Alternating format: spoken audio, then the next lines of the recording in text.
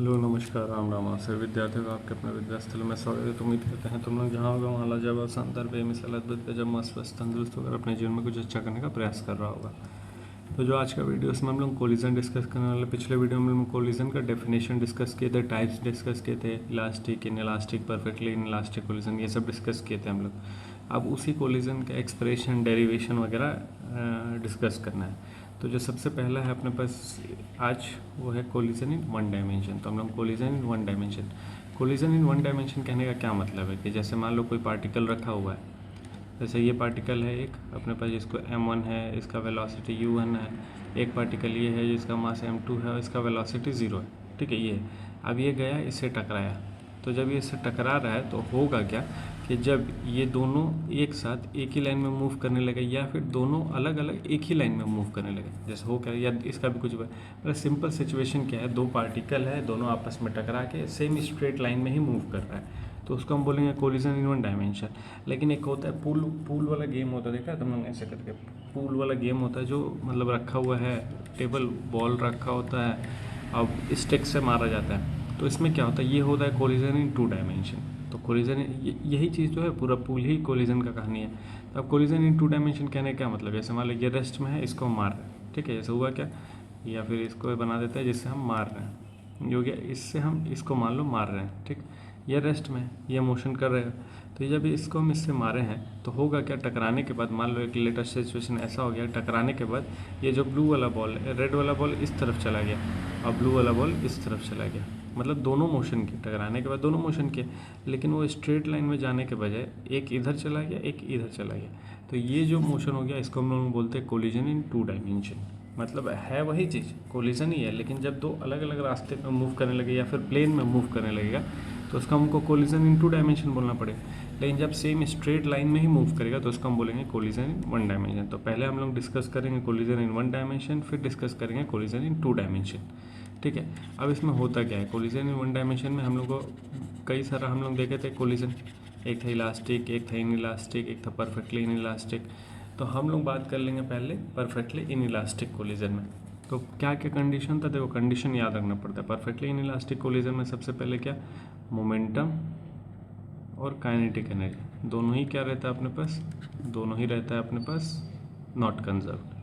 ठीक है, मतलब मोमेंटम कंजर्व रहता है, मोमेंटम कंजर्व रहता है, लेकिन काइनेटिक एनर्जी नॉट कंजर्व रहता है, मतलब काइनेटिक एनर्जी में कुछ ना कुछ लॉस गेन होता है। ठीक है, तो ये कंडीशन याद रहेगा तो ही हम आगे कुछ कर पाएंगे। लेकिन जो इलास्टिक कोलिजन था उसमें दोनों ही कंजर्व रहता है, और इन इलास्टिक कोलिजन में मोमेंटम कंजर्व रहता है लेकिन काइनेटिक एनर्जी कंजर्व नहीं रहता है। और क्या होता है इसमें, तो और ये होता है कि जैसे मान लो दो बॉडी है आपस में टकरा रहा है, तो जब दो बॉडी आपस में टकरा रहा है तो मोमेंटम और काइनेटिक एनर्जी के खेल से ही हम सारा चीज़ निकालेंगे। तो अब देखा जाए क्या है अपने पास, तो देखो यहाँ पे क्या सिचुएशन कि एक मास m1 है जिसके पास वेलोसिटी कितना है u, और एक मास m2 है जो रेस्ट पे है। तो ये कब है, बिफोर कोलिजन का कहानी है। और जब कोलिजन हो रहा है, जैसे मान लो ये इसके पास है, इसे टकराने के बाद क्या हो कि दोनों एक साथ मूव करने लगे, दोनों एक साथ किस वेलोसिटी से, v वेलोसिटी से मूव करने लगे, ये हो गया आफ्टर कोलिजन। दोनों का मास अलग अलग है लेकिन दोनों एक साथ मूव कर रहे हैं, तो इसको हो गया, और एक साथ एक ही लाइन में मूव कर रहे हैं, तो ये हो गया कोलिजन इन वन डायमेंशन। अब होता क्या है कि हम लोग जो जानते हैं, तो कंजर्वेशन ऑफ मोमेंटम के अकॉर्डिंग, कंजर्वेशन ऑफ मोमेंटम के अकॉर्डिंग क्या होना चाहिए, जितना मोमेंटम इनिशियल है उतना ही मोमेंटम फाइनल होना चाहिए। तो momentum initial is equals to momentum final. Initially momentum क्या है, तो m1 और u वेलोसिटी से मूव कर रहा था, तो इसको u बोल दिया या u1 बोल दो। और दूसरा है m2, लेकिन इसके पास कोई वेलोसिटी नहीं तो 0 हो गया। फाइनल मोमेंटम क्या है, तो फाइनल मोमेंटम है m1 प्लस m2, दोनों एक साथ हो गया, और किस वेलोसिटी से मूव करा, v वेलोसिटी से मूव करा। तो यहाँ से अगर हम v का वैल्यू निकालना चाहेंगे तो v का वैल्यू क्या निकल के आ जाएगा, तो वो आ जाएगा m1 u1 अपॉन में m1 प्लस m2। ये अपने पास v वेलोसिटी मतलब फाइनल वेलोसिटी का, फिर जब दो बॉडी आपस में टकरा रहा तो उसके बाद क्या वेलोसिटी होगा वो निकल के आ गया। अब हम लोग इसी चीज़ को काइनेटिक एनर्जी से रिलेट करें कि भाई काइनेटिक एनर्जी क्या होगा, कितना होगा, कैसे होगा। अगर हम लोग काइनेटिक एनर्जी के बारे में बात करेंगे तो इतना अपने को पता है कि काइनेटिक एनर्जी में लॉस होगा। ठीक है, तो लॉस इन काइनेटिक एनर्जी, अब लॉस होगा गेन होगा, चलो हमको इतना नहीं मालूम, हमको इतना मालूम है काइनेटिक एनर्जी चेंज होगा। ठीक है, क्योंकि काइनेटिक एनर्जी कंजर्व नहीं रहेगा, तो काइनेटिक एनर्जी अगर चेंज होगा तो हम चेंज ऑफ काइनेटिक एनर्जी निकालें, चेंज ऑफ काइनेटिक। अब वो कैसे निकालेंगे, तो kinetic energy initial minus kinetic energy final. अब देखो हमको पता नहीं है गेन हो रहा है कि लॉस हो रहा है। जैसे मान लो अगर हम बोल दें कि 10 माइनस 8 करो, कितना आ गया 2 आ गया, और 8 माइनस 10 करो, कितना आ गया -2 आ गया। तो आंसर आ रहा है ना। अगर हमको ये पता नहीं है कि कौन ज़्यादा है कौन कम है, तो हम क्या कर लेंगे, हम बस सिंपल माइनस कर लेंगे। जैसे मान लो ये इनिशियल है, ये फाइनल है। अगर पॉजिटिव आंसर आ रहा है तो इनिशियल बड़ा होगा और फाइनल छोटा हो जाएगा। नेगेटिव आंसर आ रहा है तो मतलब फाइनल बड़ा होगा, इनिशियल छोटा होगा। तो हम इसको सॉल्व करेंगे। अगर अपना आंसर पॉजिटिव आएगा तो मतलब जो इनिशियल का काइनेटिक एनर्जी था वो ज़्यादा था एज़ कम्पेयर टू फाइनल। अगर अपना आंसर नेगेटिव आएगा तो मतलब फाइनल काइनेटिक एनर्जी ज़्यादा हो जाएगा एज़ कम्पेयर टू इनिशियल। ठीक है, तो अब इसको सॉल्व कर लेते हैं हम लोग। तो काइनेटिक एनर्जी को देखा जाए कितना आएगा भाई, ये क्या हो रहा है। तो काइनेटिक एनर्जी इनिशियली क्या, तो इनिशियली एक रेस्ट में है और एक मूव कर रहा है। ठीक है, तो हाफ m v², और दूसरे वाले के लिए तो 0 हो जाएगा, minus half m1 plus m2 v²। ये होगा, इसमें कोई दिक्कत नहीं होना चाहिए। अब क्या कर ले, तो यहाँ पे वैल्यू पुट करेंगे, half m1 u1² minus half m1 plus m2, और जो v का वैल्यू आया था v का वैल्यू यहाँ पे पुट करेंगे। तो m1² u1² अपॉन में m1 प्लस m2 का होल स्क्वायर, ये देखने को मिलेगा अपने को। अब आगे सॉल्व कर ले, तो आगे सॉल्व करके क्या लिखेंगे, तो आगे सॉल्व करके लिखेंगे हम लोग कैंसिल कुछ होगा तो देखो ये और ये कैंसिल हो गया। ठीक है, तो बचेगा क्या, half m1 u1² minus half m1² u1² upon में m1 प्लस m2। अब यहाँ से हम कुछ कॉमन ले लें, तो कॉमन क्या ले लेंगे, हाफ m1 u1² कॉमन ले लेंगे। तो यहाँ बचेगा 1 माइनस हाफ m1, तो m1 बचा और अपॉन में m1 प्लस m2 बचा।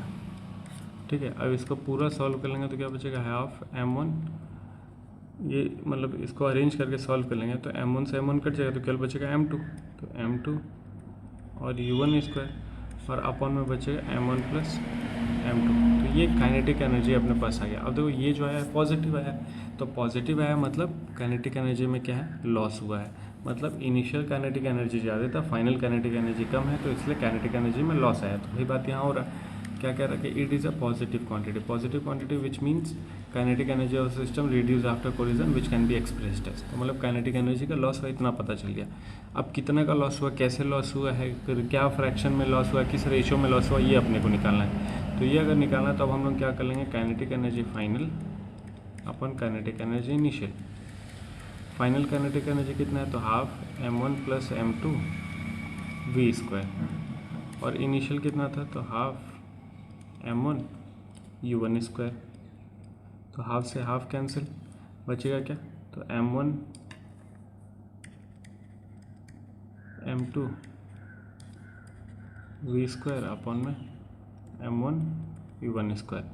अब क्या कर ले, तो करने को v का वैल्यू पुट कर ले, तो m1 प्लस m2 अपॉन में m1 u1², और v का वैल्यू जैसे पुट करेंगे तो m1 अपॉन में m1 प्लस m2²। ठीक है, यही था ना v का वैल्यू, m1 u1 था, m1 u1। अब यहाँ से जब पूरे को सॉल्व करेंगे, देखो ये स्क्वायर होगा तो कर देते हैं। जैसे ये हो गया m1 प्लस m2, ये हो गया m1² और u1²। ठीक है, अपॉन में m1 u1² और m1 प्लस m2। तो ये कैंसिल हो गया, तो बचेगा क्या, तो m1 और m1 भी कैंसिल, तो ऊपर बचेगा बस m1, u से u कैंसिल, और नीचे बचेगा m1 प्लस m2 क्योंकि ये स्क्वायर था, तो m1 प्लस m2। ये अपने पास क्या निकल के आ गया, काइनेटिक एनर्जी का रेशियो निकल के आ गया। मतलब काइनेटिक एनर्जी फाइनल अपॉन में काइनेटिक एनर्जी इनिशियल का रेशियो। अब देखो दो मास है अपने पास, m1 और m2। ठीक है, मतलब ये दो मास था अपने पास, एक को हम बोल देते 5 किलो का था, एक को बोल देते 3 किलो का था। ठीक है, ये v वेलोसिटी से गया था, ये u वेलोसिटी से गया था, और ये रेस्ट में था। तो जब ये इससे टकराया है फिर दोनों साथ में चलने लगे। तो अगर हम मास के हिसाब से रेशियो निकालने जाएंगे तो मास 1/5 क्या है और नीचे 8 आ रहा है। तो मतलब क्या, इस केस में हमेशा जो रहेगा डिनोमिनेटर वो बड़ा रहेगा न्यूमरेटर से। इस केस में जो डिनोमिनेटर रहेगा ऑलवेज बड़ा रहेगा किससे, न्यूमरेटर से। ठीक है, ऑलवेज बड़ा रहेगा। तो जब ऑलवेज बड़ा रहेगा डिनोमिनेटर न्यूमरेटर से, तो कहीं ना कहीं ये जो वैल्यू है, मतलब ये जो रेशियो है वो क्या आएगा, लेस देन 1 आएगा। तो जो काइनेटिक एनर्जी फाइनल है वो लेस देन रहेगा काइनेटिक एनर्जी इनिशियल से। वही बात यहाँ पे प्रूफ करना था, या फिर हम ऐसा कहते हैं काइनेटिक एनर्जी फाइनल अपॉन में kinetic energy initial always less than 1। अब इसको रीअरेंज करके इधर कर देंगे तो क्या पता चलेगा, kinetic energy final always less than kinetic energy initial. तो ये एक अपने पास रिलेशन आ गया। तो जब ये रिलेशन आ गया तो इससे हम ये कह सकते हैं कि काइनेटिक एनर्जी क्या हुआ है, काइनेटिक एनर्जी रिड्यूस हुआ है। समझ आया बात? यही अपने को साबित करना था कि काइनेटिक एनर्जी के साथ क्या हो रहा है, कितना वैल्यू में आ रहा है। तो ये हम लोग साबित कर चुके, तो मोमेंटम हम लोग निकाल चुके और काइनेटिक एनर्जी वाला भी रिलेशन निकाल चुके। अब हम लोग ये जो भी बात किए थे किसके लिए बात किए थे, इन इलास्टिक कोलिजन के लिए। अब हम लोग बात करेंगे इलास्टिक कोलिजन। इलास्टिक कोलिजन में क्या होता है, मोमेंटम और काइनेटिक एनर्जी दोनों ही क्या कंजर्व रहता है। तो सेम चीज़ हम लोग बात कर लेंगे इलास्टिक कोलिजन के लिए। देख लिया जाए तो now we discuss about elastic collision. Before collision दोनों का वेलोसिटी, जैसे हम लोग इन इलास्टिक में क्या लेते हैं, एक को रेस्ट में लेते हैं, लेकिन यहाँ पे हम दोनों को मोशन में ले रहे हैं। तो क्यों ले रहे हैं, क्योंकि इसमें बहुत सारा केस आएगा, इसीलिए हम दोनों को मोशन में ले रहे हैं। रेस्ट में भी लेके कर सकते हैं, ऐसा कोई दिक्कत नहीं है। तो जैसे मान लो ये है अपने पास u1 वेलोसिटी से, ये है अपने पास u2 वेलोसिटी से, मास m1 m2, ये बिफोर कोलिजन का कहानी है। जैसे कोलिजन होगा तो दोनों का वेलोसिटी चेंज हो जाएगा। तो ये u1 वेलोसिटी से v1 वेलोसिटी हो गया, ये u2 वेलोसिटी से v2, दोनों का वेलोसिटी चेंज हो जाएगा। मास में कोई फर्क नहीं पड़ा, वेलोसिटी चेंज हो गया। ये कब बात हो गया, आफ्टर कोलिजन। और यहाँ पे जो सिचुएशन लिया गया है वो सिचुएशन ये दिया गया है कि u1 ग्रेटर देन u2 लिया गया है। मतलब u1 का जो वेलोसिटी u2 से ज़्यादा है, ठीक है। तो उसके बाद कोलिजन हो रहा है, उसके बाद वेलोसिटी में चेंज आ रहा है। ये सिचुएशन लिया गया है किसके लिए, इलास्टिक कोलिजन के लिए। क्या होगा, तो सबसे पहले हम लोग लगाएंगे कंजर्वेशन ऑफ मोमेंटम। तो कंजर्वेशन ऑफ मोमेंटम अगर हम लोग लगाएंगे तो initial momentum m1 u1 plus m2 u2, ये हो गया इनिशियल। ये किसके बराबर होना चाहिए, फाइनल के। तो m1 v1 plus m2 v2, यहाँ से हम परिवार मिलन करेंगे। परिवार मतलब m1 को एक पास लाएंगे। तो जब m1 को एक पास लाएंगे तो ये इधर आएगा, तो u1 माइनस v1 हो जाएगा, और m2 उधर जाएगा तो m2 कॉमन लेंगे तो v2 माइनस u2 हो जाएगा। एक इक्वेशन ये आ गया अपने पास, ठीक है। अरे यार, अरे राजा, ये हो गया एक इक्वेशन। अब हम लोग इसी तरीके से, ये तो हम लोग निकाले कंजर्वेशन ऑफ मोमेंटम से, अब हम लोग निकालेंगे काइनेटिक एनर्जी से। जब काइनेटिक एनर्जी से निकालने जाएंगे तो फिर से वही कहानी रहेगा, क्या, इनिशियल काइनेटिक एनर्जी u1 फिर हाफ m2 u2 स्क्वायर, ये हो गया इनिशियल काइनेटिक एनर्जी, बराबर हो जाएगा किसके, फाइनल काइनेटिक, क्योंकि भाई कंजर्व है तो फाइनल काइनेटिक एनर्जी से। यहाँ पे भी हम लोग क्या करेंगे, परिवार मिलन कर लेंगे। तो परिवार मिलन में सबसे पहले तो हाफ मार देंगे, हाफ कॉमन लेके कैंसिल हो गया सब में, ठीक है। ये है m1 u1 स्क्वायर, तो m1 u1 स्क्वायर, उधर से m1 v1 square is equals to m2 v2 square minus m2 u2 square ना, m2 u2 स्क्वायर। ये अपने पास एक आ गया।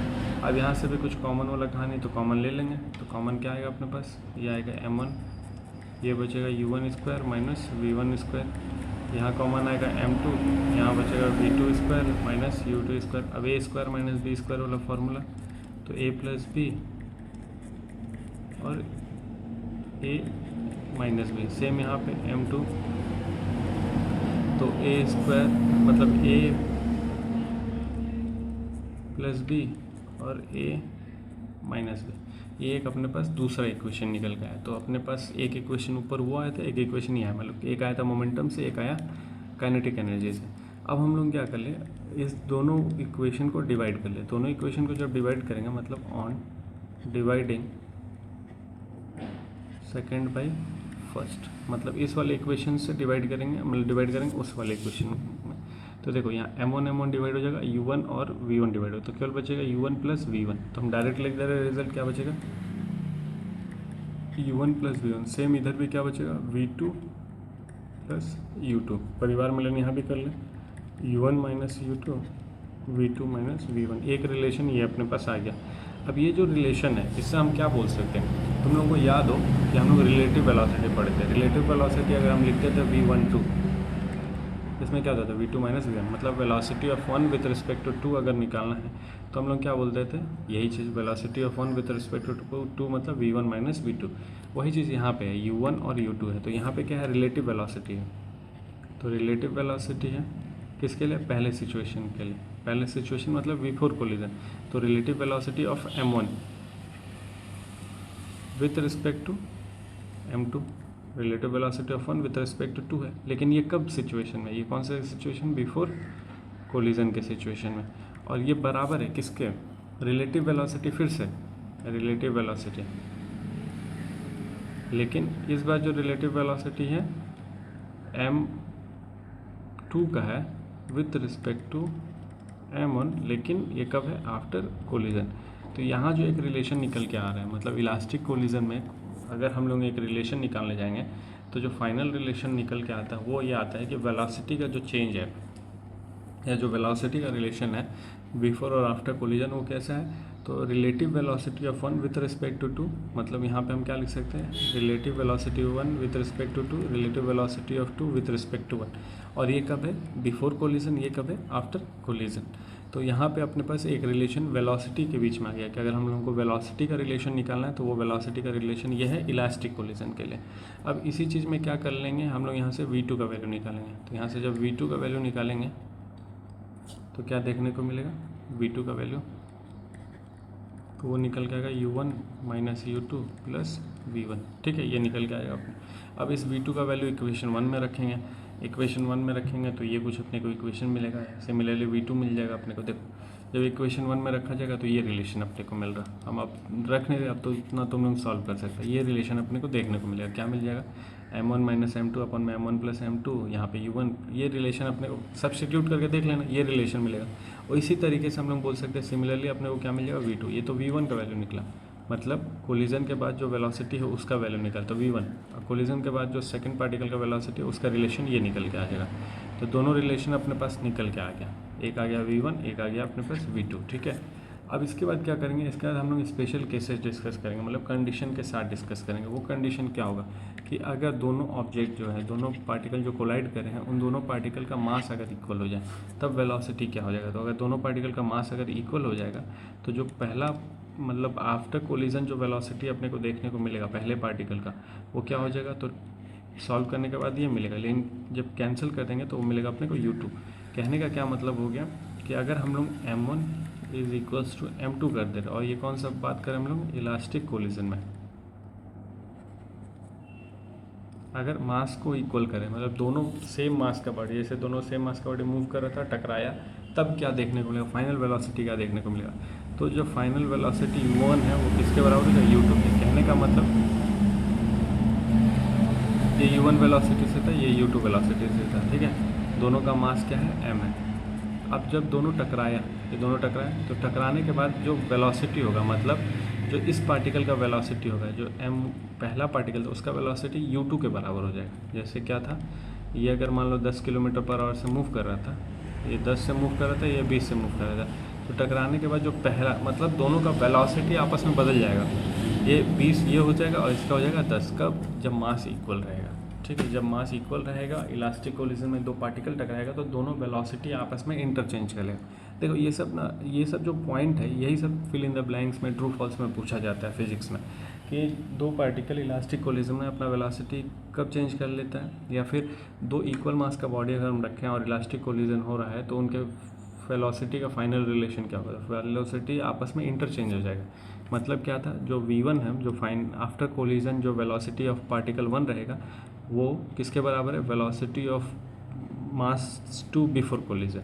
वही अगर फाइनल वेलोसिटी पूछेंगे हम लोग मास, सेकंड मास का बिफोर आफ्टर कोलिजन, तो वो u1 के बराबर हो जाएगा, मतलब velocity of mass 1 before collision. ठीक है, ये एक रिलेशन निकल के आ गया अपने पास। तो ये सब जो रिलेशन है, जो कंडीशन है ना, वो याद रखना जरूरी है। ये v2 है, किसके बराबर हो जाएगा? u1 के। कब? जब हम लोग मासेस को इक्वल रखें। अब इसी में दूसरा केस डिस्कस कर ले, क्या कि जब m2 मतलब जो सेकंड मास है उसको बहुत ज़्यादा बड़ा कर देंगे मास m1 से, मतलब एक बहुत बड़ा है, एक बहुत छोटा मतलब इसको हटा सकते हैं, नेगलेक्ट कर सकते हैं, इसका कोई मतलब नहीं है। तो इस केस में जो अपने पास वेलोसिटी ऑफ 1 मिल जाएगा, मतलब आफ्टर कोलिजन जो पार्टिकल 1 का वेलोसिटी हो जाएगा नेगेटिव ऑफ -1। नेगेटिव ऑफ -1 कहने का क्या मतलब हो गया? जैसे ये दो ऑब्जेक्ट था, ये मूव कर रहा था 10 किलोमीटर पर आवर से, ये मूव कर रहा था मान लो 20 किलोमीटर पर आवर से, ये बिफोर कोलिजन के बारे में बात हो रहा है। अगर आफ्टर कोलिजन हम लोग बात कर लेंगे तो जो वेलोसिटी हो जाएगा, मतलब इसका जो वेलोसिटी हो जाएगा नेगेटिव ऑफ u1, मतलब ये हो जाएगा -10 और ये हो जाएगा 0। ये कब होगा? तो ये तब होगा जब हम लोग सेकेंड मास को बहुत बड़ा कर देंगे। सेकेंड मास को बहुत बड़ा मतलब ये 100 kg का है और उसके कंपैरिजन में 0.1 kg का है। जैसे ऐसा कुछ बहुत फ़र्क रहा मासेस के बीच में, तब क्या होगा? तब टकराने के बाद जो वेलोसिटी है पार्टिकल 1 का, मतलब जिस मास को हम बड़ा लिए हैं, जैसे मान लो अगर इसको अभी वो भी केस डिस्कस हो जाएगा जब m1 को बहुत बड़ा ले लेंगे, ठीक। फिलहाल क्या है, जो अपने पास m2 है, ये थोड़ा सा गड़बड़ कर दिया, m2 मतलब ये अपने पास ये ऐसे लेना, ये हो गया और ये हो गया, ये अपने पास हो गया 100 kg का और ये हो गया अपने पास 0.01 kg का। तो जब ये इससे आके टकराएगा, मतलब ये इससे आके टकराएगा, मतलब छोटा ऑब्जेक्ट बड़े ऑब्जेक्ट से टकराएगा तो बड़े को कोई फ़र्क ही नहीं पड़ना है। तो जब कोई फ़र्क नहीं पड़ना तो इसका वेलोसिटी फाइनल 0 हो जाएगा और ये टकरा के वापस जाएगा। जैसे सिंपल क्या हो गया, हमारे पास बॉल है, हम बॉल को दीवार पर मार रहे हैं, तो बॉल का मास दीवार का मास बहुत कम है, तो जब बॉल को हम दीवार पे मारे हैं तो क्या होता है, बॉल वापस आता है, तो मतलब उसका वेलोसिटी नेगेटिव हो गया और जो सेकंड ऑब्जेक्ट है वो अपनी जगह पे खड़ा है, कोई फ़र्क नहीं पड़ा उसको, ठीक है।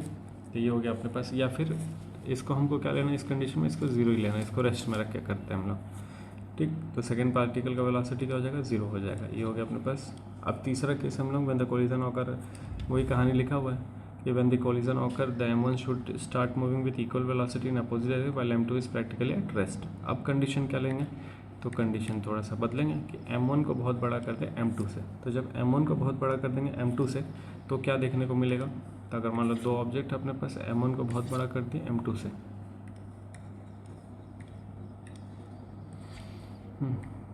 तो ये m1 हो गया, ये m2 हो गया। अब दोनों पार्टिकल मूव कर रहे थे u1 वेलोसिटी से u2 वेलोसिटी से, तो अब फाइनल वेलोसिटी कोलिजन के बाद क्या हो जाएगा, u1 हो जाएगा। मतलब जो पहला पार्टिकल का वेलोसिटी है वो वही रहेगा, उसमें कोई फ़र्क नहीं पड़ेगा, ये जिस स्पीड से मूव करता है वही स्पीड से मूव करेगा। और जो सेकेंड पार्टिकल का वेलोसिटी है वो 2 गुना हो जाएगा फर्स्ट वाले से।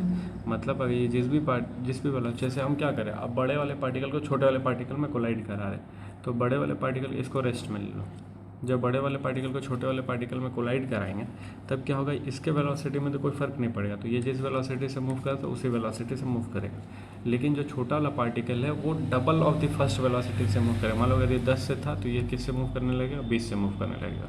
तो इस केस में m1 keep on moving with the same velocity, the m2 move with velocity to double that of m1। तो इस केस में वेलोसिटी डबल हो जाएगा। तो ये सब सिचुएशन है, कोई बहुत बड़ा चीज़ नहीं, ये सब सिचुएशन है, कंडीशन है। अब देखो होगा क्या, इन सब कंडीशन तक पहुंचने के लिए हमको फार्मूला याद होना चाहिए, तब हम लोग वैल्यू पुट कर करके हम लोग कंडीशन निकाल सकते। या तो डायरेक्ट कंडीशन याद रखो कि कौन से सिचुएशन में क्या हो रहा है, और यहाँ पे फार्मूला याद रखना। भाई इसका फार्मूला याद रखना मेरे हिसाब से तो मुश्किल है, ये फार्मूला याद रखना, चाहे ये फार्मूला याद रखना मेरे हिसाब से तो डिफ़िकल्ट है।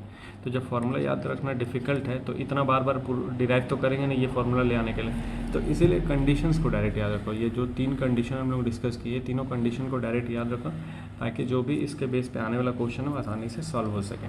अब हम लोग आगे बात कर ले, इसमें जो कह रहा है कि this type of collision in which initial and final velocity of the body are in same straight line then it is head on collision.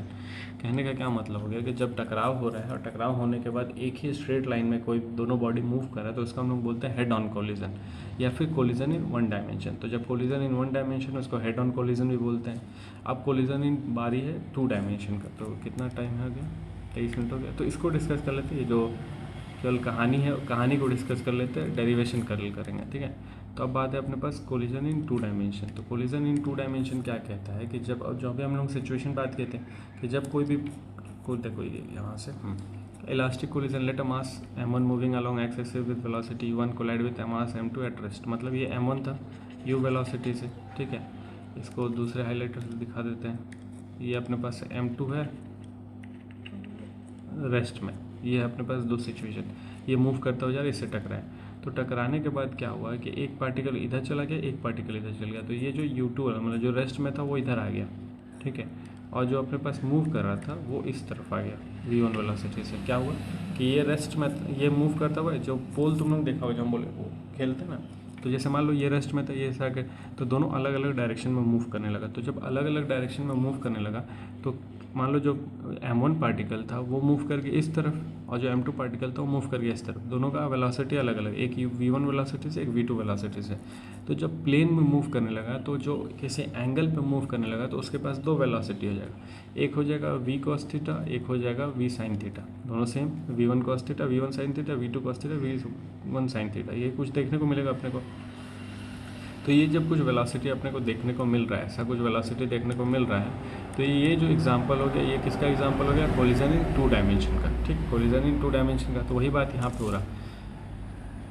After collision both particle move with velocity v1 v2 respectively making angle θ1 θ2 with the X axis. तो जब ऐसा motion देखने को मिलता है तो इसको हम लोग बोलते हैं कोलिजन इन टू डायमेंशन। अब according to law of conservation of momentum, तो जब हम लोग बात कर रहे हैं इलास्टिक कोलिजन के बारे में, तो इलास्टिक कोलिजन में क्या होता है? मोमेंटम कंजर्व रहता है और काइनेटिक एनर्जी भी कंजर्व रहता है। कंजर्वेशन ऑफ मोमेंटम और काइनेटिक एनर्जी भी कंजर्व, मतलब जो इनिशियली काइनेटिक एनर्जी था वही फाइनल रहेगा, जो इनिशियली मोमेंटम था वही फाइनल रहेगा। तो यहाँ पे मोमेंटम जो है दो एक्सिस में निकलेगा, एक एक्स एक्सिस में निकलेगा, एक वाई एक्सिस में निकलेगा। तो एक्स एक्सिस में अगर हम लोग बात करने जाएंगे तो वेलोसिटी m1 u1 था और दूसरे पार्टिकल का वेलोसिटी 0 था, तो दूसरे पार्टिकल को लिए ही नहीं है यहाँ पे। हम केवल अभी एक्स एक्सिस में बात करें कि एक्स एक्सिस में क्या क्या वेलोसिटी है। तो m1 u1 मतलब एक्स एक्सिस में ही मूव करता, देख लो ये एक्स एक्सिस में ही तो मूव कर रहा और ये रेस्ट में है, तो इसका हम लिए ही नहीं। तो फाइनल क्या हो गया? तो m1 v1 cos थीटा, मतलब दोनों पार्टिकल का हमको एक्स एक्सिस लेना है, तो m1 v1 cos थीटा और m2 v2 cos थीटा। ठीक है, दोनों पार्टिकल को हम लोग को केवल एक्स वाला पार्टी लिए हैं, एक्स एक्सिस वाला पार्टी ये हो जाएगा अपने पास।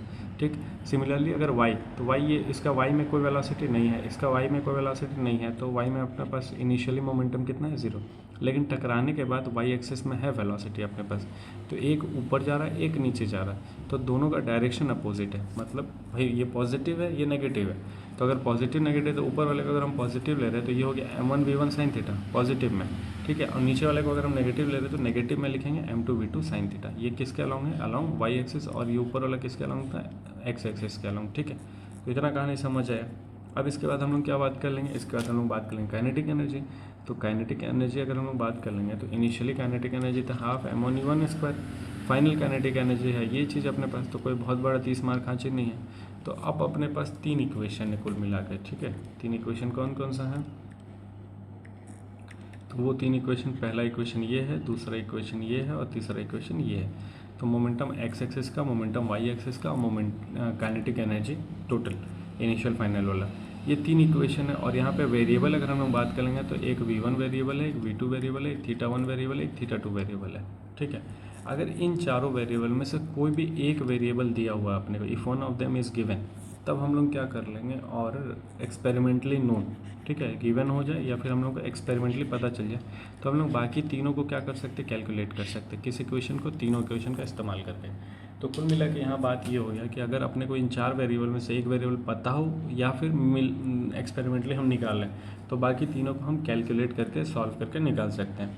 तो ये बस एक एक्सप्रेशन लिखे थे, पूरा इसको सॉल्व डिराइव नहीं करना है, हम बस एक एक्सप्रेशन लिखे कि काइनेटिक एनर्जी का क्या हो जाएगा, मोमेंटम कैसे निकालेंगे, ये एक बस एक्सप्रेशन लिखे थे। तो ये किसके लिए बात था? कोलिजन इन टू डायमेंशन के लिए। अब बात होगा कोफिशिएंट ऑफ रिसिचुएशन, तो ये हम लोग बात करेंगे कल। अब कल ये जो चैप्टर है कंप्लीट हो जाएगा, कोलिजन, बैलिस्टिक कोलिजन, ये सब कल कंप्लीट हो जाएगा। ठीक है, कोलिजन हम लोग बात ही कर लिया, अब को बैलिस्टिक कोलिजन है, कोफिशिएंट ऑफ रिसिचुएशन है, उसके बाद क्या है? इनइलास्टिक कोलिजन है। तो ये सब हम लोग कल डिस्कस करके इन सब टॉपिक को ख़त्म कर देंगे। तो आज के लिए इतना ही रहने देते हैं। उम्मीद करते हैं जो भी डिस्कस किए हैं सब समझ आएगा और तुम लोगों तक पहुंचा होगा, और तुम लोग कोशिश भी कर रहा होगा अपने एंड से कुछ पढ़ने का, कुछ करने का।